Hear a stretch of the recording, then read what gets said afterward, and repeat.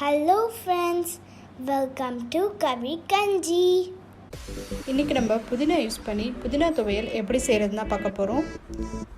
நம்ம சேனலை இது வரைக்கும் சப்ஸ்கிரைப் பண்ணாதவங்க சப்ஸ்கிரைப் பண்ணிக்கோங்க. அப்போ தான் நான் அப்லோட் பண்ணுற வீடியோஸை உங்களால் மிஸ் பண்ணாமல் பார்க்க முடியும். ஒரு கடாயில் ஒரு 2 ஸ்பூன் அளவுக்கு எண்ணெய் சேர்த்துக்கலாம். 2 பச்சை மிளகாய், 5 காஞ்ச மிளகாய் சேர்த்துடலாம்.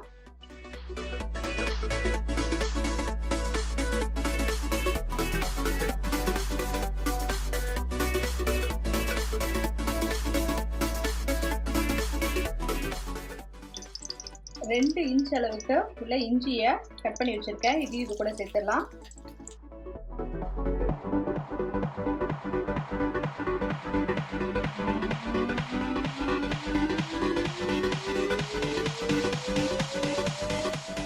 உங்ககிட்ட வடவும் இருந்துச்சுன்னா 1 ஸ்பூன் அளவுக்கு சேர்த்துக்கோங்க. இது ஆப்ஷனல் தான், இல்லைனாலும் பரவாயில்ல. வடவும் சேர்த்திங்கன்னா கொஞ்சம் ஃப்ளேவர் ரொம்ப நல்லா இருக்கும்.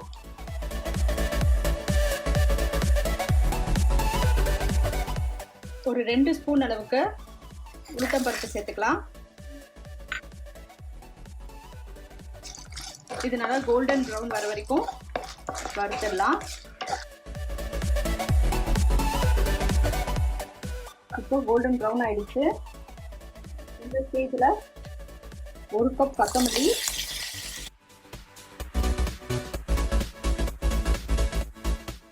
நான் காம்பெல்லாம் சேர்த்து தான் கட் பண்ணி போட்டிருக்கேன்.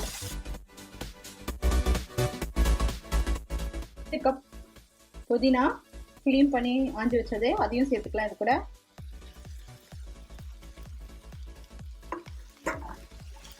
எண்ணெயிலே இதை நல்லா வதக்கி விட்டுக்கோங்க.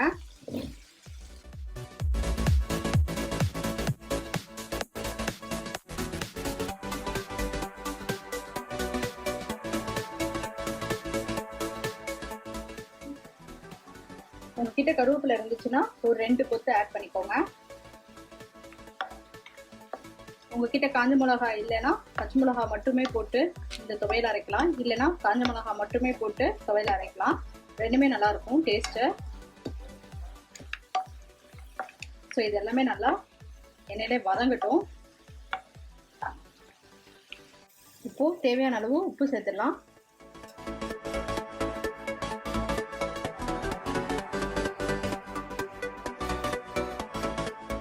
ஒரு எலுமிச்சை அளவுக்கு புளியை ஊற வச்சு எடுத்திருக்கேன், அதையும் சேர்த்துடலாம். இது கூட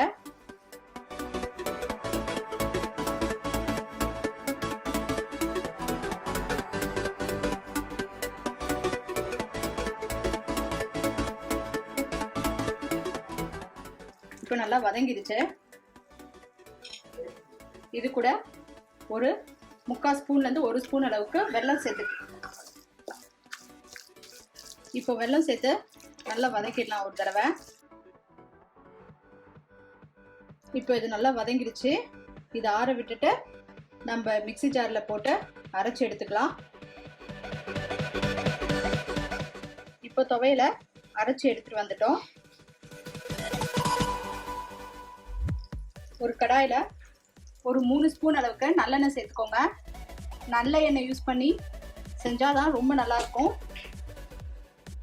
இந்த துவையலுக்கு நீங்கள் நல்லெண்ணெய் யூஸ் பண்ணாதான் ரொம்ப டேஸ்ட் நல்லா இருக்கும். அதனால ஒரு 3 ஸ்பூன் அளவுக்கு எண்ணெய் சேர்த்துருக்கேன். இப்போ கடுகு உளுத்தம் பருப்பு போட்டு தாளிச்சுக்கலாம். பெருங்காயம் ஒரு 1/2 ஸ்பூன் சேர்த்துக்கலாம். இப்போ நம்ம அரைச்சி வச்சிருக்க துவையலை இது கூட சேர்த்துடலாம்.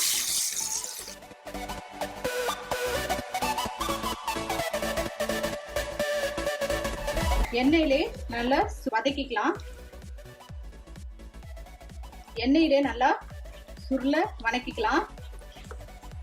நீங்க எந்த அளவுக்கு சுருள வதக்கி வச்சுக்கிறீங்களோ அந்த அளவுக்கு ரொம்ப டேஸ்டும் நல்லா இருக்கும், சீக்கிரம் கெட்டு போகாது.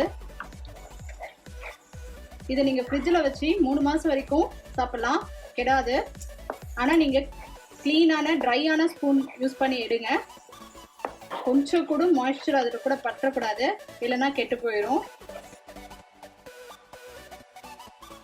இப்போ பார்த்தீங்கன்னா ஃபேனில் ஒட்டாமல் நல்லா சூப்பராக ரெடி ஆகிடுச்சு. இந்த துவையல் சும்மா வெள்ளை சாதத்துல நெய்யோ இல்லை நல்லெண்ணெய் போட்டு சாப்பிட்டீங்கன்னா அவ்வளோ டேஸ்டா இருக்கும். நமக்கு புதினா துவையல் அட்டகாசமா ரெடி ஆயிடுச்சு.